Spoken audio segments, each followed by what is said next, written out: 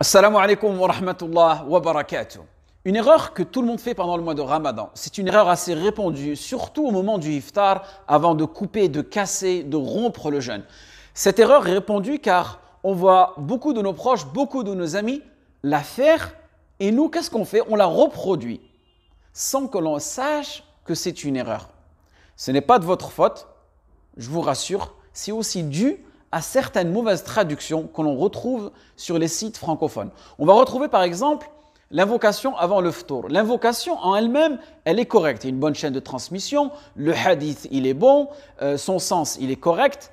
Mais le problème, c'est au moment où elle est dite, cette invocation-là. Car sa signification est en totale contradiction avec le moment où nous la prononçons. Écoutez bien, je vais vous donner la partie théorique, ensuite la partie pratique pour que vous compreniez bien.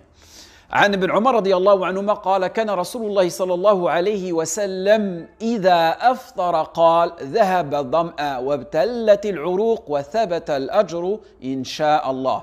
D'après Abdullah ibn Umar رضي الله عنه, lorsque le prophète صلى الله عليه وسلم rompait son jeûne, il disait la soif est partie, les veines sont humides et la récompense est assurée si Allah le veut. Dans ce hadith, nous avons lorsque, idha, qui est une conjonction de subordination, c'est-à-dire un mot invariable qui sert à relier deux éléments d'une phrase dont l'un est subordonné de l'autre. Donc l'action de dire la soif est partie, les veines sont humides et la récompense est assurée si Allah le veut, est dépendante de la rupture du jeûne. Il faut au moins avoir bu et mangé. Donc comment pourrais-tu dire cela alors que tu es encore en état de jeûne inconsciemment? Tu te mens à toi-même. Donc, regardez comment est-ce qu'il faut faire. Donc, je prends une date, parmi l'une des meilleures, la reine des dates. Très belle récolte cette année. Lillahi alhamd. Donc, voilà. Regardez comment elles sont belles, Allahumma barik. Donc, tout simplement, je la prends d'ici, regardez. Et là, qu'est-ce que je vais dire? Je vais dire Bismillah. Donc, il y a souvent des personnes qui oublient de dire Bismillah. Je dis Bismillah et là, je romps le jeûne. Je casse mon jeûne.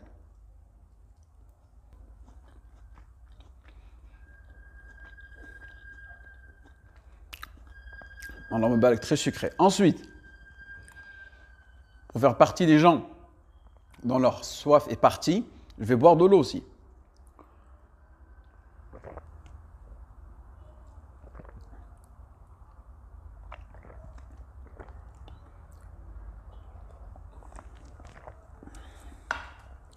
Alhamdulillah. Donc, c'est une sunna aussi. Le prophète sallallahu alayhi wa sallam, il cassait son jeûne, il rompait son jeûne avec quelque chose de sucré. Et il est bien aussi de boire de l'eau juste après. Et là, maintenant, qu'est-ce que je vais dire? Je vais prononcer l'invocation. ذهب الظمأ وابتلت العروق وثبت الأجر إن شاء الله. Et là, je suis en totale corrélation, concordance avec ce que je dis, l'invocation que je prononce et ce que j'ai fait auparavant. Car la soif est partie, j'ai bu de l'eau, les veines sont humides et la récompense est assurée si Allah le veut. Donc, si vous avez du mal à la prononcer en arabe, vous pouvez la prononcer en français, mais il est préférable de la dire en arabe. Elle est assez courte, c'est juste une ou deux phrases, essayez de l'apprendre tout au mois du Ramadan. À la fin de l'invocation, on dit si Allah le veut. Ici, ce n'est pas une condition, mais bien une recherche de bénédiction. At-tabarruk. Et j'ai effectué une vidéo à ce sujet-là. Quand est-ce qu'il faut dire Inch'Allah. En revanche, il y a un hadith aussi qui est assez répandu. Allahumma laka sumtu wa ala rizqik aftart, qui est répandu parmi les francophones. Ce hadith, il est faible. عن معاذ بن زهرة أنه بلغه أن النبي صلى الله عليه وسلم كان إذا أفطر قال اللهم لك صمت وعلى رزقك أفطرت. Étant donné que ce hadith, il est faible, bien que son sens est noble, mais le meilleur des guides, c'est le prophète Mohammed sallallahu alayhi wa sallam. Donc tout simplement, on ne prononce pas cette invocation. Donc n'hésitez pas à partager cette vidéo car vous pourriez aider certains musulmans à éviter à faire cette erreur-là. Et aussi, Une deuxième petite erreur qu'on a tendance à faire, n'attendez pas que le adhan soit terminé pour rompre votre jeûne. Au moment où vous entendez Allahu Akbar, rompez le jeûne le plus rapidement possible.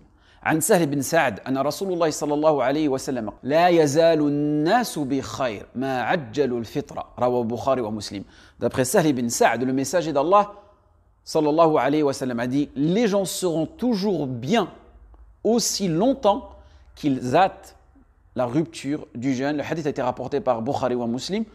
Donc essayez d'appliquer ces deux sunnas en espérant que ce rappel a été bénéfique. N'hésitez pas à partager. Wafaqakumullah lima yuhibbu wa yarda. Assalamu alaikum wa rahmatullah wa barakatuh.